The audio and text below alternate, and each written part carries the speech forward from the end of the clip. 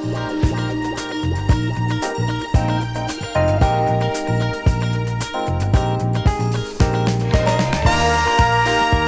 丸田中の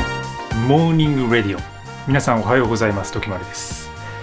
今日は8月20日水曜日、時刻は朝の6時を回りました。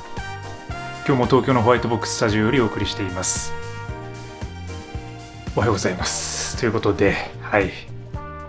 今日もねタラタラと1時間ぐらい喋っていきますので、作業用に聞いてください。何かしながら、ネスカフェを作りながら、畑仕事をしながら、通勤しながら、何でもいいです。ということで、1週間ね、ほんと早いですわ。ほんと早い。ほんと早すぎる。もうラジオが、もうすぐラジオ。なんかこの間ラジオやったばっかなのにまたラジオ来てるみたいな感じで。ちょっとね、今日もファーストテイクで、一発撮りでいきますので、聞きにくいところあるかもしれませんが。はい。まだ寝てる方は徐々に体を起こしていきましょう。ということで、今日ね、ちょっとルーティーンの大切さみたいなものをちょっと朝、また考えてましたね。起きてから、今日はすぐ、ウォーキングに出たんですけど、なんか最近、こう、ちょっとタラタラ、部屋でやる時もあるんですけど、なんかこう、すぐ出た方が、やっぱりその後のこう一日の流れがスムースに進むなっていう感じはしますね。これちょっとどういう原理かわかんないんですけど、やっぱりこう朝のその一発目のなんか瞬発力みたいなものが大事で、でもそれをこう出せる時と出せない時ってやっぱりこう調子によってあったりするんですけど、なんか調子がちょっと悪くても思い切ってなんか外に出るっていうのか、なんかそういうそれをやった日の方がその一日中こういい流れになるなっていうことに気づいてますね。そのね、そこから執筆したりとか、いろいろ書いたりとか、で、食事をして、で、そこからね、今日はちょっとヨガ入れましたね。なかなかその食事をとってからヨガすることないんですけど、ちょっと食事して、またしばらく本書いて、本っていうか執筆をして、で、その後少しヨガを入れて、で、今、ラジオの収録をしているというような感じです。やっぱりね、こう、それをこう、そういうこう、毎日のルーティーンっていうものが、自分のその創作っていうか、なんかこう、作るものにものすごく関わっている気がしていて、で、特に、本を書くようになってから、よりその、書くことの重要性みたいな、書くためにはそのルーティーンが必要なんだなってことが分かってきました。自分でこう実感してるっていうのかな。それはなんか僕はその村上春樹とかをずっと読んできてね、これまでね。で、村上春樹が、書くことについて語るときに僕の語ることみたいな本を書いてるんですけど、それ走ることについてだったっけちょっとどっちかわからなくなったけど、走ることについて語るときに僕の語ることか。ややこしいね。ちょっと今考えると。今言ってみるとすごいタイトルがややこしいけど。で、とにかくその走ることが書くことには重要なんだって言ってるんですよね、春樹は。で、彼はその朝執筆をしてから必ず走りに行くんですよ。しかも1時間ぐらい。で、それをしかも毎日続けているっていうルーティンを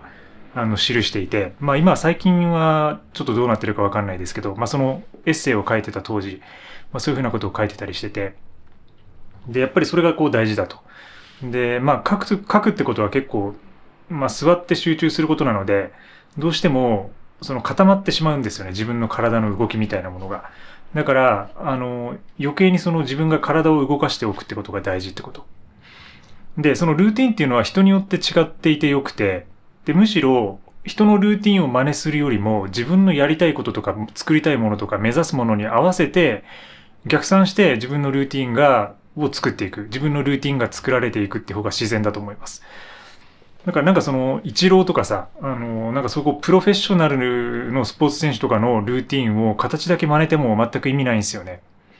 で、自分のルーティンを持つってことは一方で、社会とか会社のルーティンに縛られていないっていうことです。で、自分のルーティンを持っていないっていう人は逆にその会社のルーティンとか社会のルーティンによって自分が動いている。それは自分の意思で動いていないっていうことになるんですよね。だから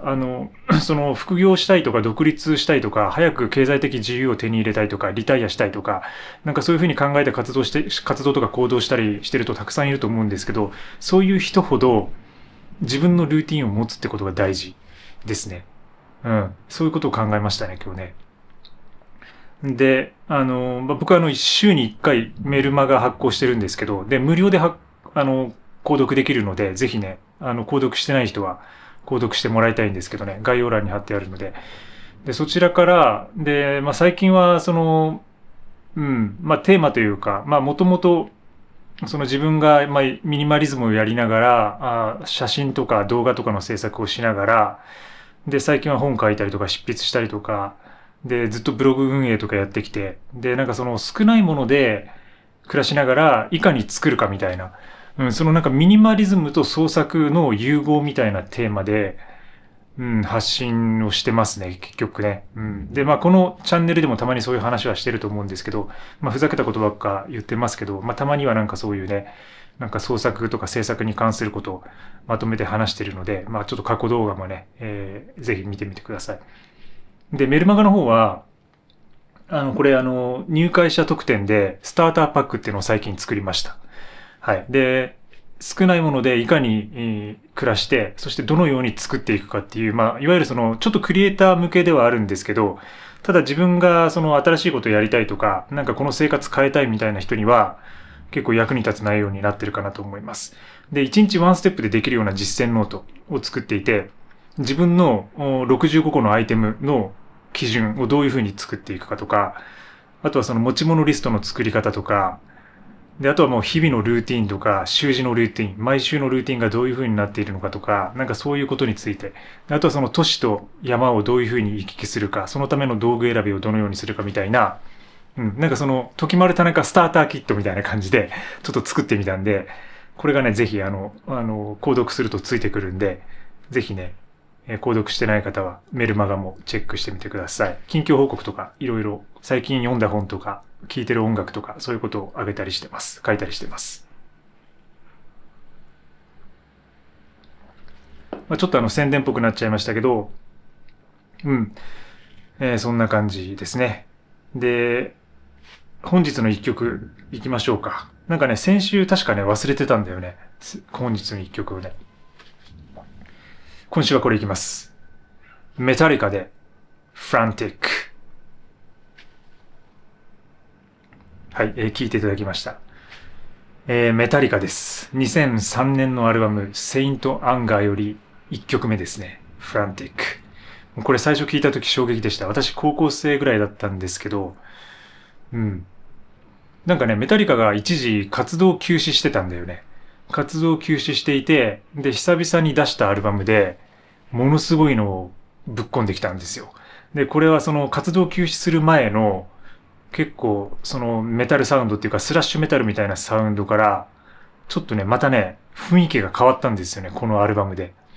で、トゥルージロかな、ベースがロバート・トゥルージロで、ドラムはいつものあの人だったと思うんですけど、なんかね録音の仕方が結構特殊で、そのバスドラとかになんか頭突っ込んで聴いてるようなドラムのサウンドがするんですよね。すごいそのカンカンなってるっていうか、だからちょっとその好き嫌いは分かれると思うんですけど、ものすごいね、面白い音の作り方してるんで、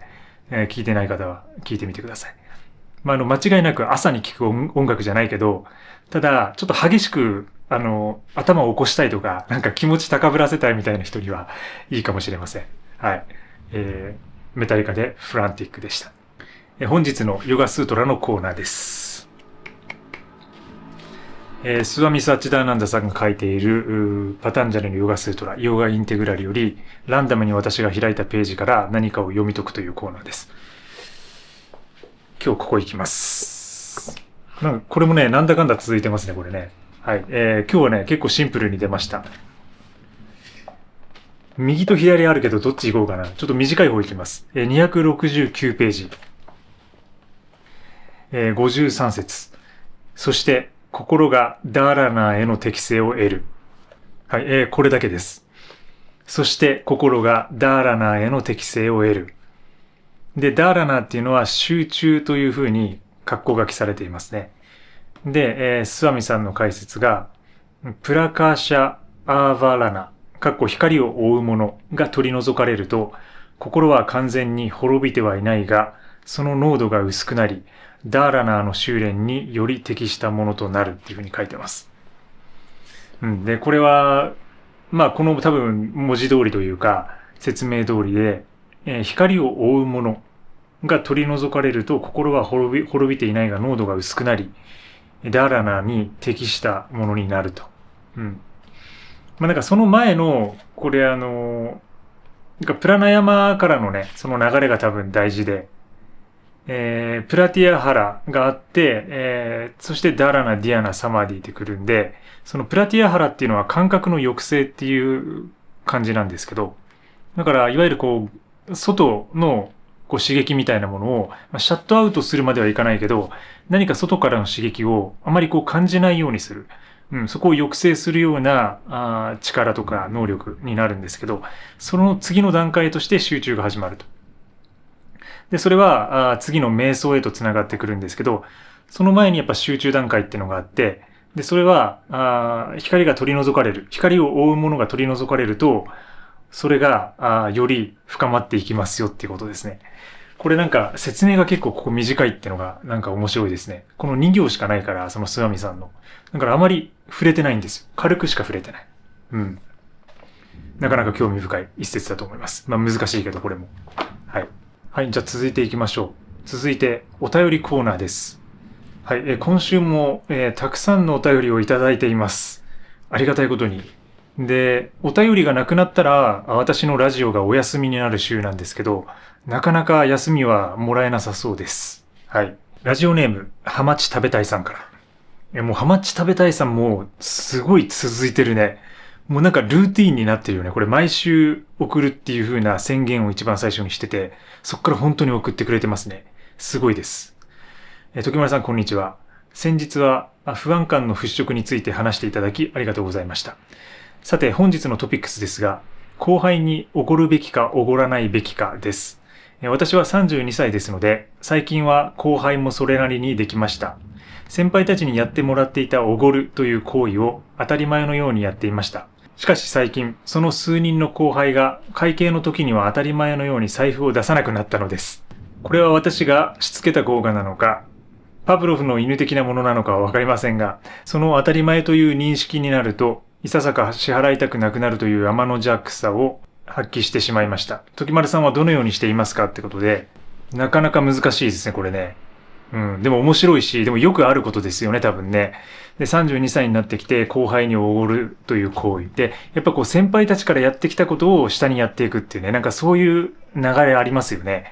で、これは本当にもうなんか日本の社会文化っていうか会社文化の悪しき習慣だと僕は思っていて、つまりその会社だからおごらなきゃいけないとか、後輩だからおごらなきゃいけないとか、先輩だから先輩が支払わなきゃいけないとか、そういうのって全く気にする必要ないですね。これはもうその文化とか価値観の中で生きてるからそうなってるだけで、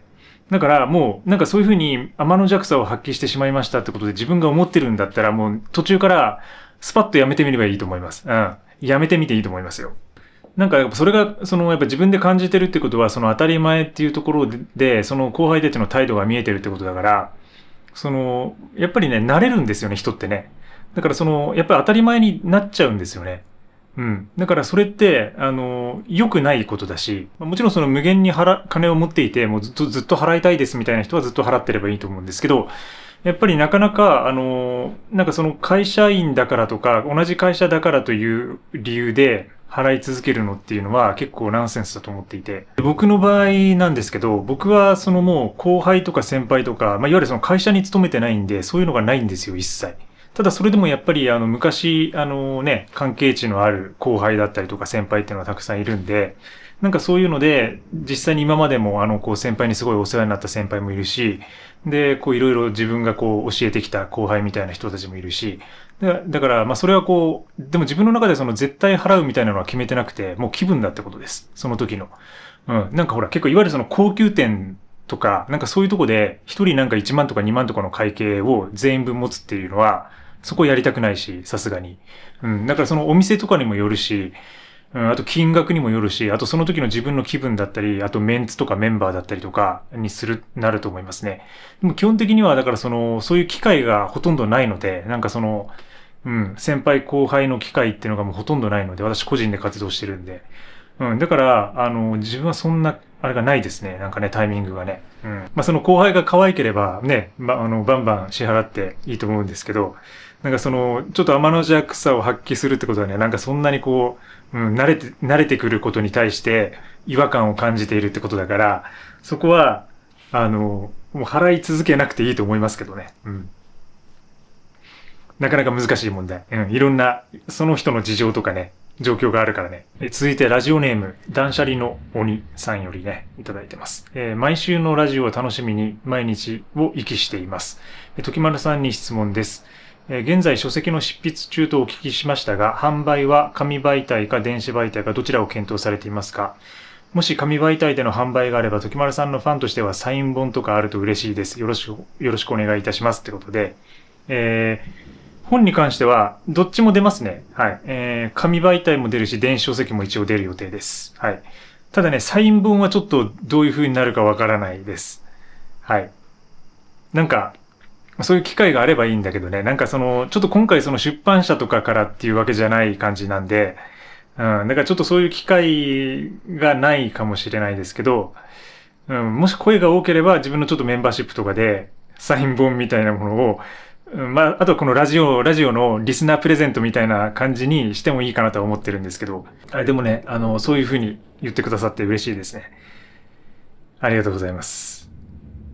続いてラジオネーム、文太さんより。時丸さん、こんにちは。35歳、女性です。服が好きで、ギャルソンを中心に集めていました。ところが、最高の一着があれば他は不要では、とひらめき、探してみたところ、オンラインで服をオーダーできるサービスを知りました。職人さんと契約をし、体の各サイズと理想の服のデザイン画をお送りしました。それをもとにパターンを起こして製法してくださるとのことです。長袖のワンピースをお願いし、9月末の納品になりました。おそらく最高の一着になるであろうワンピースを想像して、春、秋に着ていた服をすべて、古着買取店へ持ち込みました。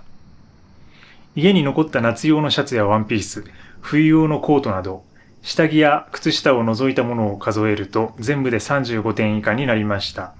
まだまだ多いかもしれませんが、ワンピースが届く頃には服の数をもっと減らせるのではないかと目論んでいます。これで服探しの旅から卒業できるんじゃないかと安堵の気持ちもあります。ということで、いいですね。素晴らしいエピソードですね、これもね。ギャルソン中心で集めていたけど、一着オーダーしたと。しかもさ、ワンピースっていいですよね。長袖のワンピースっていうのはもうそれ一枚でさっと着れて、それだけでね、様になるというか、なるわけですから、なんか僕も女性だったら、ワンピース一着だけで暮らしたいなとかね。でもなんか昔のほら、縄文人とか、縄文時代の人たちって男子でもさ、ワンピース着てたじゃないですか。だからあれってやっぱり結構機能的な服だと思うんですよね。なんか一枚こう布があれば、それで体を全部、覆えるっていうのか、なんかそのワンピースっていうのはちょっと、なんか僕も気になっていて、だいぶ、僕みたいな独身無職のアラフォーが、ワンピースで、暮らしていたら、ものすごくキモいんだろうけど、キモいんだろうけど、でもなんかちょっとその興味があるというか、そのファッション的に、機能的にもなんかすごいワンピースっていいんじゃないかなって、個人的には思ってます。あとやっぱ女性らしさとかもあるしね。だからワンピースをこう着こなせる女子にはちょっとグッとくるというか、なんかそういうところありますしね。でもすごい勇気ですね。これはワンピースの一着を想像して、まだ届いていないのに、こう次来るだろうと。で、自分が持ってる服をすべて、売ったとね。で、35点になったって。すごいいいと思います。そう、なんかいいですよね。やっぱその自分にフィットするものを一つ手に入れられれば、もうそれだけでいけるっていうね、なんかそういうこう安堵の気持ちがね、出てきますよね、なんかね。やっぱそれをこう見つけるまでがなかなか大変なんですけど、でもやっぱ作ってもらうっていうのは本当にこう、手っ取り早くていいですよね。男子でもさ、そのオーダーメイドのスーツとかよくありますけど、それはいいと思いますね。ぜひね、9月末の納品ですけど、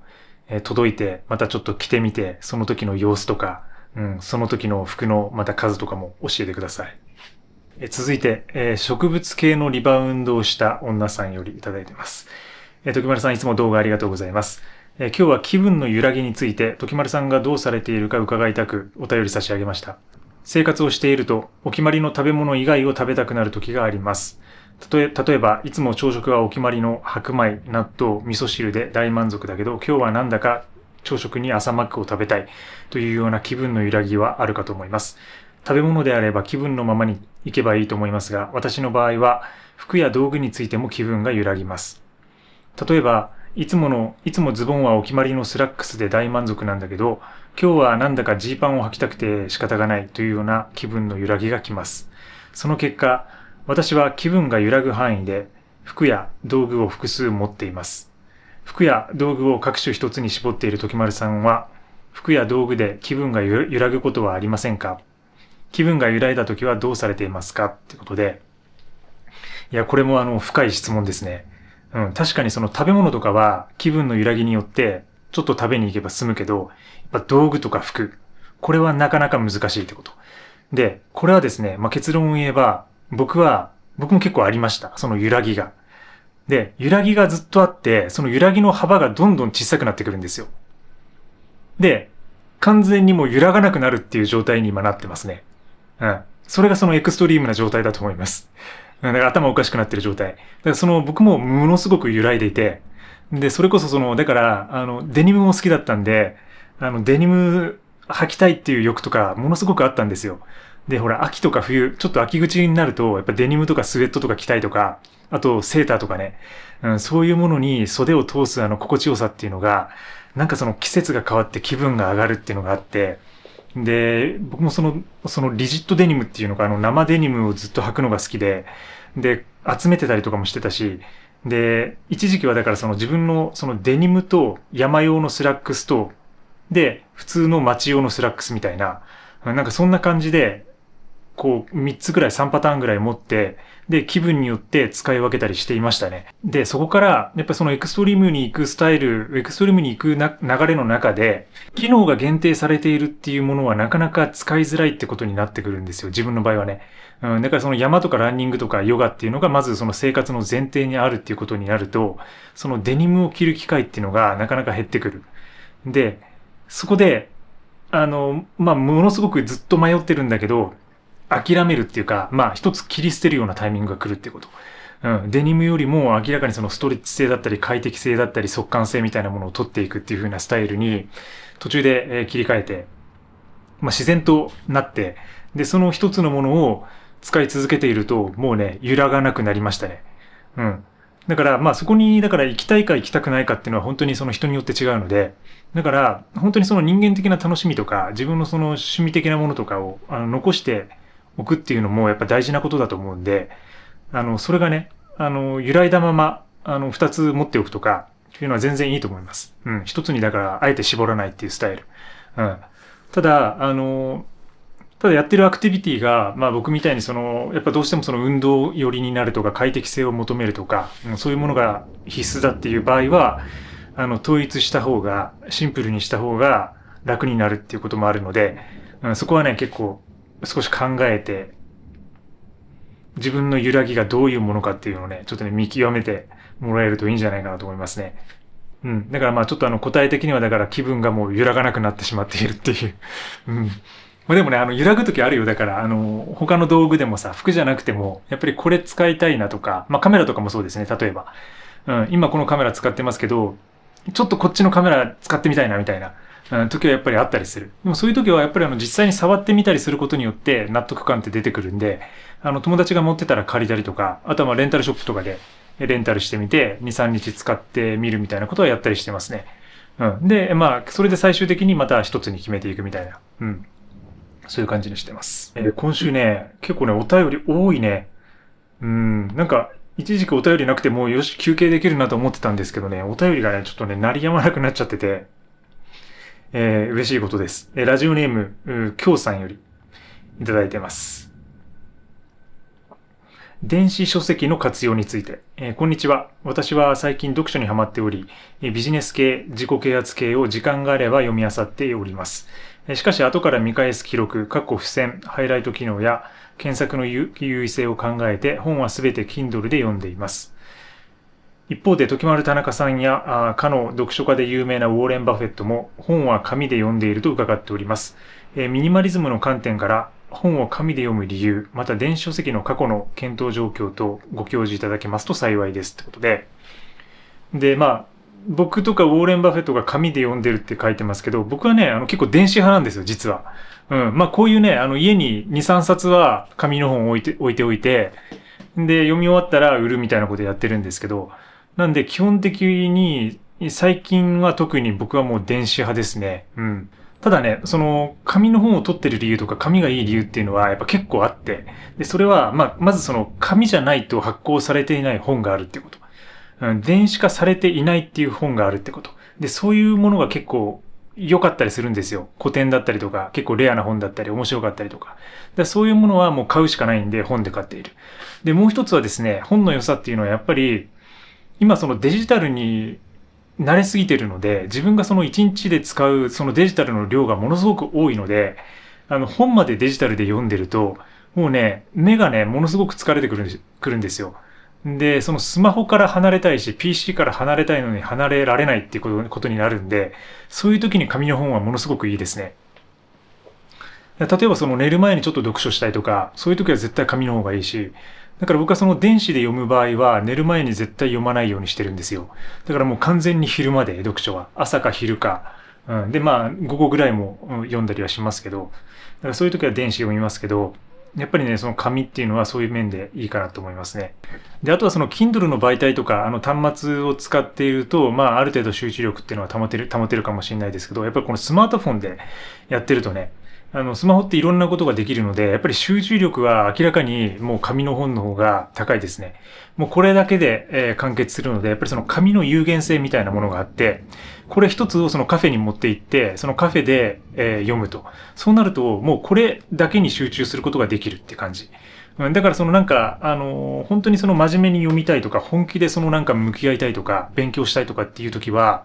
紙の方が、その集中力の高まりとか、あと時間の持続性みたいなものは長いんじゃないかなって思ってます。だから、そういう意味でね、その辞書とか、そういうものもそうだけど、紙で読みたい本っていうのは、今も結構いろいろあって。だから状況によって使い分けてますけどね。でも京さんが言うように、やっぱりその後から見返すね、記録、付箋とかハイライトとか検索の優位性っていうのはやっぱり高いですよね。Kindle とかだと自分が付箋つけた場所とかすぐ一発で出せるし、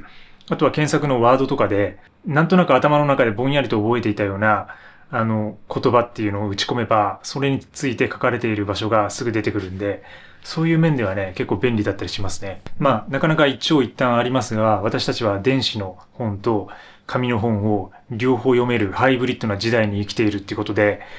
ぜひね、楽しんでいきたいですね、その状況をね。もしかしたらさ、もう10年後、20年後とかにはもう紙の本なくなってるかもしれないし、あるいはもう50年後とか100年後になると、もう多分紙の本ってなくなってるかもしれないですよね、本当にね。もう全部デジタルになってるかもしれないんで、そういう意味では、今の時代っていうか、結構ハイブリッドな状況っていうのは結構稀有なのかなっても思ったりするし、だからそういう意味でちょっとね、楽しんでいきたいですね、両方ね。続いて、ラジオネーム、梅こぶ茶さんより。時丸さん、こんにちは。私は小学5年生の女の子です。いつもラジオを楽しく聞いています。私はミニマリストという生き方にとても憧れています。将来的には本当に大切なものだけに囲まれた暮らしを送りたいなと思っています。最近は時間を見つけて身の回りのものを整理したり、いらないものを手放したりしています。ただ、小学生の私にはまだ早いかなと少し不安になります。これからいろいろなものを買ってたくさん失敗したり、たくさんの経験をしたりした方がいいのでしょうか。時丸さんの意見を聞かせてくださいってことで、いや、すごいね、梅こぶ茶さん。小学校5年生。これ私のチャンネルの最年少じゃないですか、これ。最年少視聴者じゃないですかね、これね。これ自分のアカウントで見てんのかな、それともその親が見てて子供が見てるっていうパターンなのか。ちょっとね、面白いですね、これね。いやその僕の友達とかで、自分の子供とかに見せてるみたいな人はたまにいるんですけど、この小学校5年生の本人から梅こぶ茶さん直々にね、お便りいただけるっていうのは本当にこれは嬉しいですね。で、なんか文章も結構すごい上手だし、しっかりしてますよね、すごく。ただこの答えに関してね、そのミニマリストの生き方に興味を持ってると。で、将来は本当に大切なものだけに囲まれた暮らしを送りたい。すごいね、こういう感覚を持ててるってことは、でも、ご両親とかね、親とかがミニマリストなのか、うん。で、小学校の私には早いかなって、小学生の私には早いかなっていうふうに、心配されてますけど、これ二つあって、早いってことはないってことです。これはどの分野とか、どの勉強に関しても言えることで、学ぶっていうことに対して、早い遅いっていうのはないので、これはね、早くてもいいと思います。だからそこにミニマリズムに出会えているっていうのはものすごいことで、これは。なかなかその小学校でミニマリストにハマってますとか、ミニマリズム実践してますって人いないと思うんで、これはね、このまま続けていけばかなりのアドバンテージというか、になるなと思うし、ただその不安がってる内容のこの書いているいろんなものを買ったりとか失敗したりとか経験したりした方がいいのでしょうかっていうことに対してはこれはイエスですね。うん。だからそのミニマリズムが自分の経験とかを狭めてしまうものになりうるってことには十分気をつけた方がいいと思います。だからあくまでもそのミニマリズムをド直球でやるのではなくて、あくまでもそのツールとして使っていくってことですね。まあでも僕はそのエクストリームのスタイルをとっているので、逆説的にミニマリズムとかミニマリストを目的化しようっていう話、それを自体を目的にしようって話をたまにしたりしてるんですけど、そういうふうに形から入っていくのはやりやすいので、手っ取り早いっちゃ手っ取り早いんですけど、やっぱりそれを追求しすぎると、追い込みすぎると、それがね、自分の経験を損なったりすることにもなるので、そこはね、気をつけた方がいいと思います。例えばもちろんその物の整理とか少ないもので暮らすっていうことは素晴らしいことなんだけど、本当に自分が欲しいものを我慢するとか、で、なんかいろいろ使ってみたいけれど、なんかあえて一個に絞って、なんかちょっと他のものを経験せずに、経験しないまま生きていくとか、あとは場所とかその人付き合いとか友達に関してもそうですけど、やっぱりいろんな人と関わった方がいろんな人たちの意見とか考え方とか学ぶことができるので、自分の経験値もたくさん入ってくるし、あとは場所ですね。日本だけじゃなくていろんな国に行ってみるとか、いろんな場所に住んでみるとかっていうふうに、もうこれだけみたいにふうに決め込まない方が人生は開けてくると思います。で、やっぱり一つ偶然性というテーマっていうかキーワードがあって、で、やっぱり何か自分の決められたものだけの中で生活をしていると、もうそれ以外のことに開けなくなってくるんですよね。で、人生っていうのは結構偶然性によって開かれることが多くて、それは自分が普段行かない場所に行ってみたときに、なんかたまたま出会った人と、友達になって、で、そこからまた別の世界に行くことができたりとか、新しい活動とか行動が生まれてきたりとか、そういうことが起こるんですよ。で、結構偶然によっていろんなことが回り始めるっていうことがあるので、なんか物の数とかもそうですけど、物の数とか人間関係とかそういうものを狭めすぎると、そういう偶然に出会う可能性も低くなります。うん。だからいろいろ巻き込まれていって、どんどん面白くなっていくっていうところがあると思うんで、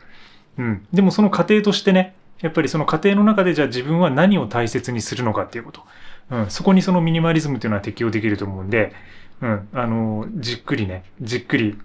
自分のね、ミニマリズムをね、見つけていけるといいかなと思いますね。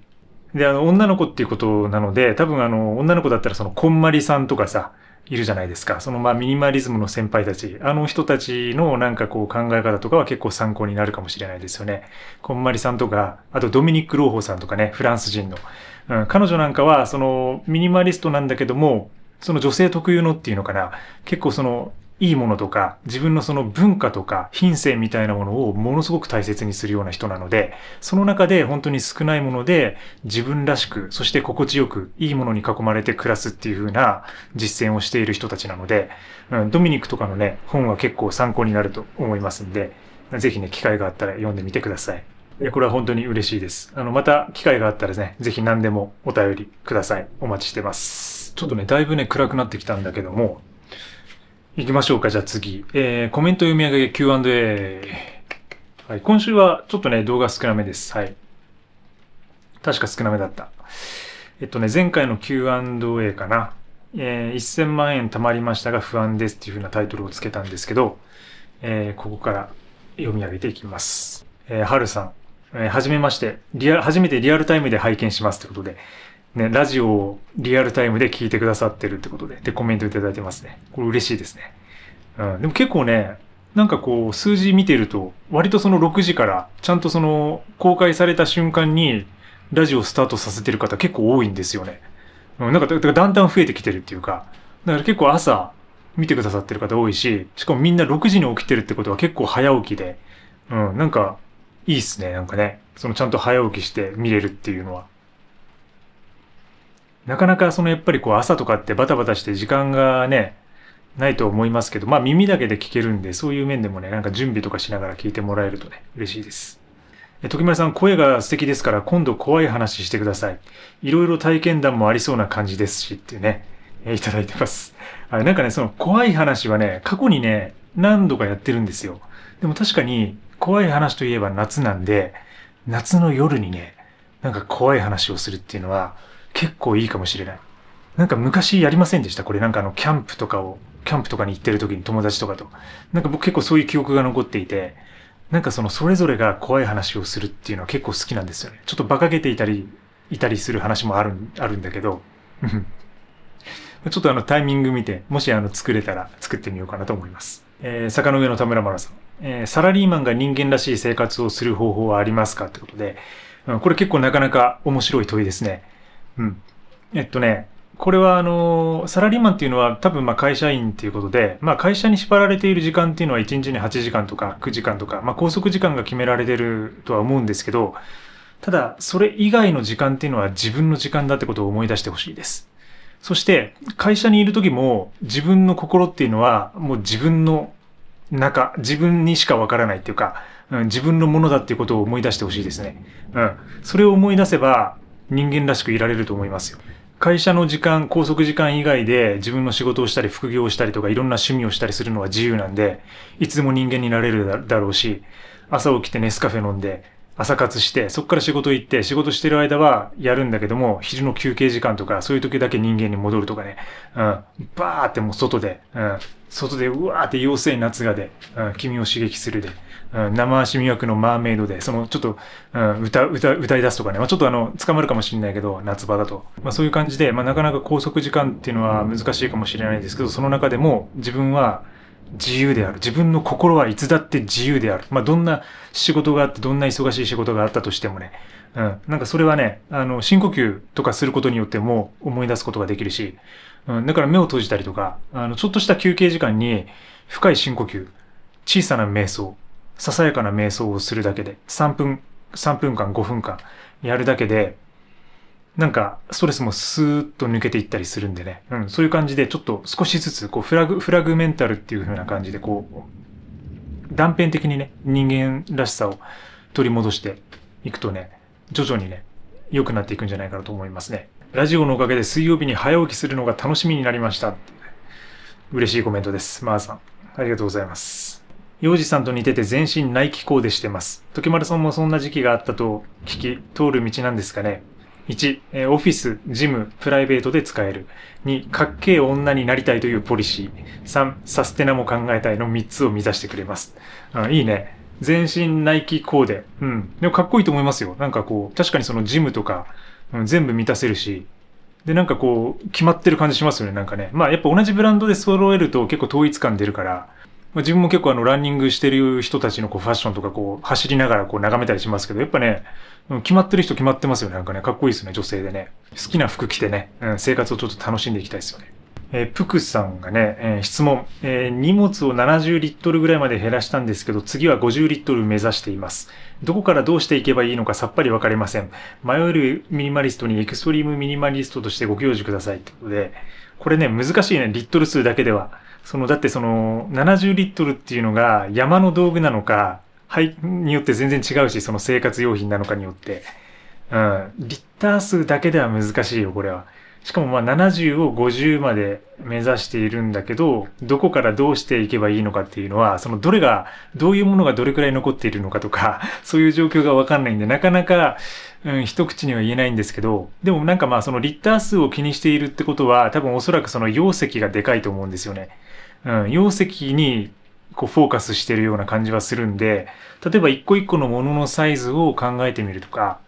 なるべく小さなものにするとかね、コンパクトなものにするとかね、例えば、そのカメラとかでもそうだし、なんかそういう機材って絶対同じようなスペックのもので小さいものってたくさんあるんで、三脚とかもそうですけど、まあヨガマットはヨガマットとかそういうこう規定のサイズみたいなものはなかなかコンパクトにはできないんだけど、例えば軽くしたりとか薄くしたりとか、そうすることによって少しでも体積を減らしたりできるんで、なんかまあそういう風なやり方でね、減らしていくといいんじゃないかなと思いますね。まあちょっとね、状況がわかんないんでね、もしもうちょっと詳しくお便りとかにいただけると。はい、続いて、ミニマリストが日々持ち歩いているものの動画でね、はい、そのうちピーナッツ育ててそうっていう。ピーナッツ育て始めるっていうね。ピーナッツ育てるのって難しいんじゃないかな。あれって、なんかでも、一回見たことあるような気がするな。ピーナッツの木なんですよとか、これピーナッツの木なんですよっていうのをなんか畑で言われたような記憶があるんだけど、それがどういう形をしていたのか全く覚えてなくて。なんかそんな大きくなかったはずなんだよね。なんか地面からこう生えてたような気がするけど。で、結構ピーナッツバター買ってくださった方とかたくさんいますね、これね。スマイルさんからね、時村さんこんばんは。最近たくさん動画を上げてくれて嬉しいです。散歩の時、水分補給はどうしていますか？私は 500ml のペットボトルの水を手に持っていくのですが、どうも身軽じゃなくて。でも夏場は特に水分は必須なので、時丸さんはどうしているのか気になりました。よろしければ教えてください。これね、確かに僕一回も聞かれたことないかもしれないね。散歩の時はね、僕ね、何も持ちません。で、やることといえば、まず、散歩に出る前に、家で結構水を飲みます。まあ、結構って言っても、コップ一杯分ぐらいかな。120から 200ml ぐらいの水をパッて飲んで、そのまま散歩に出かけます。で、散歩やって、で、大体ね、もうそれでそのままストレートに帰ってくることが多い。1時間とか1時間半とか歩いたとしても、一回も水分補給なしで帰ってくる。もう汗だくだけどね。すっごい汗だくだけど。で、どうしても途中で水が飲みたくなった時には、公園の水道を飲みます。はい。もうそういう感じ。公園のなんか水道水飲んだりとか、あとは給水ポイントって言って、まあ、そういうちゃんと飲める飲料水みたいなものがあるとこがまあ近くにあれば、そこに立ち寄って、そういうものを飲んだりするんだけど、まあ、緊急時は普通の公園の水道とかを飲みますね、東京のね。まずいんだけどね、結構鉄の味して。でもそんな感じ。やっぱね、片手に持つとね、バランス崩れるし、僕もなるべく手ぶらで出歩きたいっていうのがあるんですよ。で、やっぱ散歩自体を楽しむ最高の方法っていうのは、手に何も持たないってことなんですよね。だから、なるべく持ちたくないんで持たないようにしてるんですけど、まあでもやっぱり結構場所によってはそういうのがなかったりとかするんで、ね、最近ものすごく暑いので、持てる方はちゃんと水分持って出た方がいいかなと思います。夏なので怪談話よろしくお願いしますってことで、鳥さんから。またちょっと怪談話のリクエストが多いですね。いただいてますね。これちょっとなんか一本取らなきゃいけないかなって気はしてますけど。何も持たずに散歩をすると五感がフル活用されて生きてるなって感じますってことで、J さんから。そうなんですよ。これなんですよ。やっぱり何も持たない、持たずに歩くっていうのが素晴らしくいいんですよね。本当に五感が刺激されるっていうか、だから音も聞かないのもそれがまあ理由の一つで、やっぱり耳から何も入れずに歩いていく。で、他の世界の音を聞く。で、世界と自分が一緒になっていく。歩くことによって自然と自分が一体化していくみたいな感じ。それは結構東京の街中とかでも、まあ得られますね、なんかね。もちろん自然の中の方がそれは素晴らしいんですけど、まあビルの中でもそれはコンクリートジャングルなりの、なんかノリみたいなものがあって、なんかそういうものの中に自分が溶け込んでいるみたいな錯覚というか、なんかそういう感じ感じますね。まあそれがまあ生きているっていう風な実感につながっているっていうか、そういう感じがします。Your noise talk seems to be more interesting than the EDC. I'm totally on the same page with you on the city noise. I live in the USA, San Francisco, and my EDC is bad. I could take the whole house in my bag. The worst part of me is sanitizing all the little items after coming back home. Not just silly, tearsome and psychotic. One of these days, I just go out naked. Liberate myself from all the stuff in my bag and in my mind. やっぱこうノイズの話に結構突っ込んでくださってる方多かったですね。そのエブリデイキャリーの中身よりね。で、サンフランシスコに住んでいて、エブリデイキャリーは家の中のものをバッグに詰め込んで持ち運ぶと。で、その潔癖症だから、なんか精神病みたいな感じで、家に帰った時に全部持ち物消毒してるって。面白い、これもね。いつか裸で外出して、バッグの中や心の中にあるものから自分を解放したいっていうふうに書いてくれています。暑い日が続きますね。こんにちは、時丸さん。我が家は子供4人、隙を作ると物が散乱。常に物とのストレスが続いております。自分のものは極限まで少ないです。子供たちには〇〇専用というものを買うのではなく、併用できるよう考えて物を買わせたり、使わせたり教えております。この教え方は適しているのでしょうか？ご教授くださいってことで、ヒロさんね。これはね、申し訳ないですけど、僕その子供がいないんで、その人の子育てにとやかく言える立場じゃないんでね、なかなかそれは言えないです。はい。まあでもヒロさんは多分ヘビーリスナーだと思うんで、その関係値でちょっと言わせてもらうと、まあ子供たちにその〇〇専用のものを使うなっていうか、なかなか併用するように使うみたいに教えるってことはなかなか難しいかと思いますね。さっきの小学校5年生のね、質問でもあったように、やっぱその可能性を狭めてしまうっていうのは良くないんで、だからむしろいろんなものを使わせまくって、その中からどういうふうなものを学べるかっていうか、もういろんなその経験とか失敗をさせた方がいいと思っちゃうタイプなんで、僕はね。もし僕に子供がいたらですよ。だから僕は子供には自分のミニマリズムみたいなものは自分から強要せず、もちろん自動的にそれを受ける部分はあるんだろうけど、自分が少ないもので暮らすのであればね。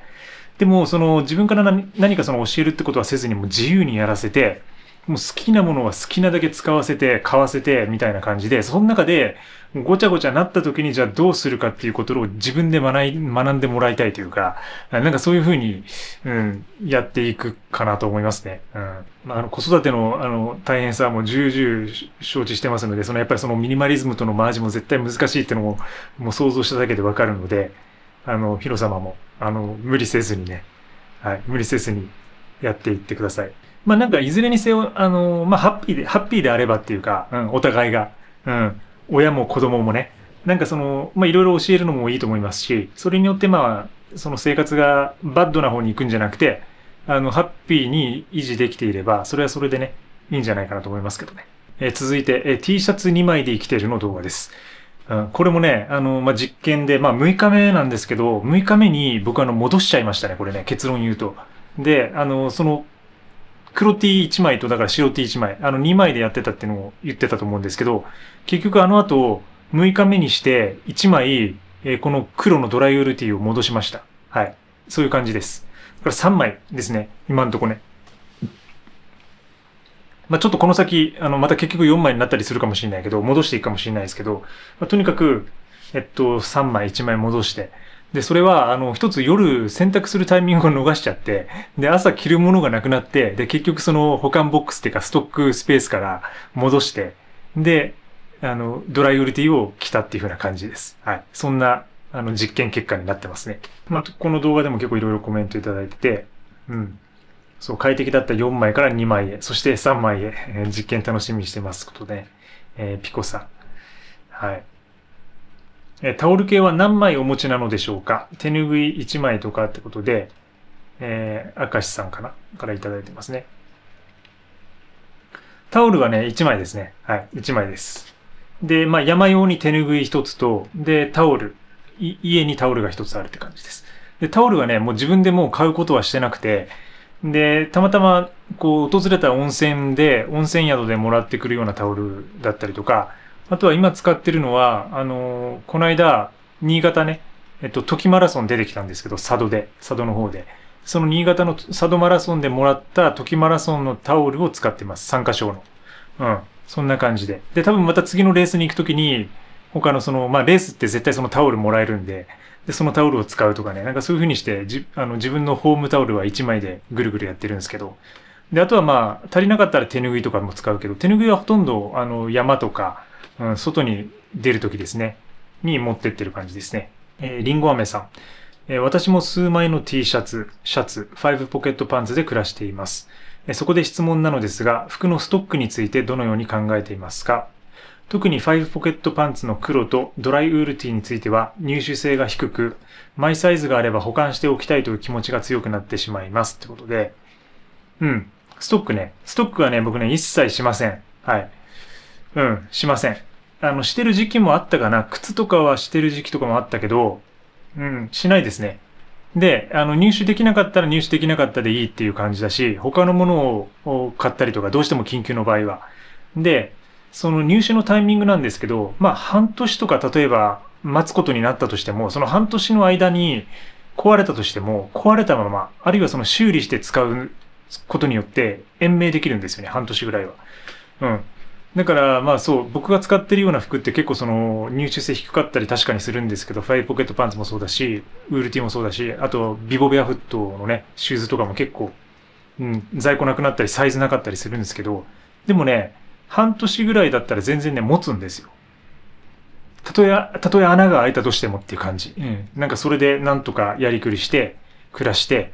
で、絶対遅くとも半年ぐらいにはその在庫回復するんで、早ければ2ヶ月とか3ヶ月とかで入ってきたりするんで、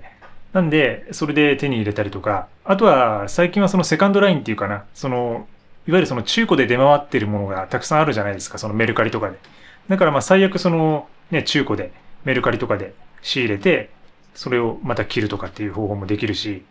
だから家にそのストックを置いておくってこと自体が、それはその自分にとってもマイナスだし、それを本当に欲しい人、本当に使いたい人に行き渡らないってことになるんで、それはね、あんま良くないと僕は思ってるんですよ。それだったらその家に使わない在庫を置いとくぐらいだったら、使いたい人に使ってもらいたいっていうか、そういう気持ちがあるんで、だからそういう意味でも自分の家に在庫は置かないようにしてます。あと単純にその在庫を置くスペースがないっていうね、そういう理由もあるんだけどね。やっぱその部屋圧迫されるんで、在庫置くとね。I didn't expect to love this video, but I do. Even the same things are absolutely not concept. エクストリームミニマリストさんからいただいてます、コメント。このビデオがまさか気に入るとは思ってもいませんでした。しかし本当に気に入りましたって。同じものでも絶対に違うっていうコンセプトが特にっていうね。確かにその同じものでも絶対に違うっていう話をこれしてるんですけど、これ結構難しいもので哲学的なところもあって、同じ例えばこのファイヤーキングのマグでも一個一個全部答えは違うっていうことです。で、あと同時にその同じ一つのものを使っていても、これは常に変わっているっていうことです。もうこれが、日々ね、こういう硬いものとか固形のものとか固定されているっていうふうに思いがちなんだけど、やっぱ日々そのどこかが削れていたりとか、汚れていたりとか、で、朽ち果てていく、その中のその物質構造みたいなものは、表面的なものとかね、そういうものがささやかに、擦れ傷がついたりとか、ちょっとずつ変化しているってことです。で、いくら変わらないものであっても変わるっていうこと。それはだから人間の心もそうだし、人間の体もそうだし、考え方もそうだし、このものでも同じであるってこと。なんかそういうイメージを持って話した回でしたね。マホースさんからね、靴下3足、下着3枚です。2枚にしますっていうなんか宣言くださってますけど。僕がでもその時僕その下着の話は多分しなかったと思うんですけどね。したのかな。でも、自分は実際その下着ももう2枚ですね。でやってますね。ソックスもね。で、ソックスはちょっとね、今考えてることがあって、で、これ私その俳句用とライン用って一応ね、2つ持ってるんですよ。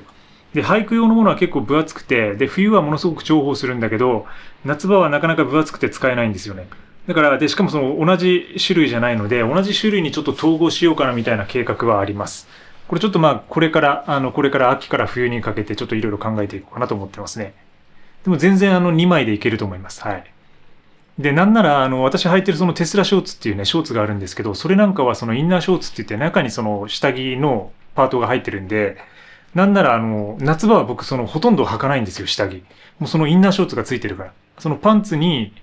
ショーツにその下着がついてるセットされてるんで、だからそれをもう洗えば丸ごと自分のそのパンツを洗ってるっていう風な感じになるんで、ショーツを洗ってるって感じになるんで、全然その下着なしでね、生活できるんですよね。だから逆にその2つであっても、その摩耗が少ないっていうのはあるかもしれないです。だからほとんど夏はその下着を使わないから、洗濯する頻度が少ないんで、だから結構長持ちするし、で、ものすごく、持ちますね。僕使ってるやつはね。